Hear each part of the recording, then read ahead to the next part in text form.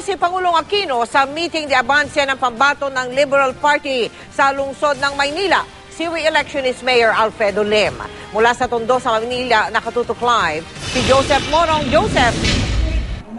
Si Pangulong Noynoy Aquino nga ang pangunahing panauling pandangal ng meeting de Abancia ng Liberal Party dito sa Maynila. Kasabay na ipinangampanya ng Pangulo ang kanyang Team Pinoy.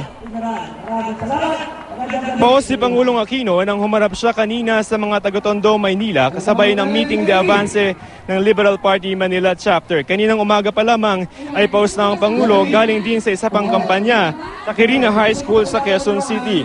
Pero sa kabila nito, dumira ang Pangulo sa mga kalaban ng kanilang kampo sa kampanya kasabay ng kanyang muling pangangampanya sa kanyang mga manok sa Senado sa Team Pinoy. Pag nabalik po si Mayor Lim, yung kukulangin niya, ako na kung bahala.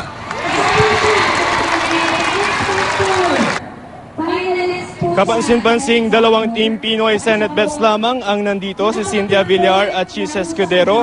Ang iba'y nagpadala ng kanilang mga kinatawan. Pero sa kabila nito, ipinangako ni Manila Mayor Alfredo Lim na kaya nilang ibigay ang 12-0 na panalo para sa Team Pinoy dito sa Maynila. Sinabi niyang nanalo na dito noon si Pangulong Aquino noong 2010. Pero nang tanungin sa kanya kung kanyang tondo at hawak niya ito, ay bahala na raw ang mga Manileño kung sino sa kanila ni dating Pangulong Joseph Estrada ang iluluklok bilang mayor ng Maynila.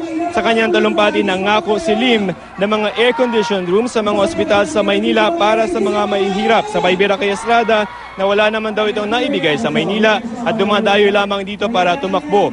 Bukas naman ang schedule ng meeting de Avance ni Estrada sa Bustillos, Maynila. At dahil sa mga nangyaring gulo sa kampanya ni Estrada noon, ay pinadagdagan na raw nila ang seguridad sa kanilang mga aktibidad. Matatandaan na nagkagulo noong Sabado sa kampanya ni Erap at Isko kung saan ilan ang sugatan.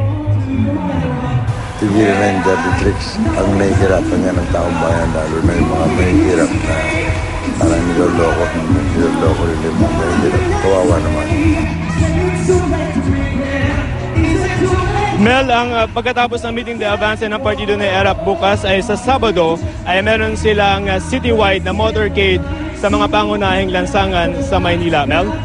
Maraming salamat sa iyo, Joseph Moro.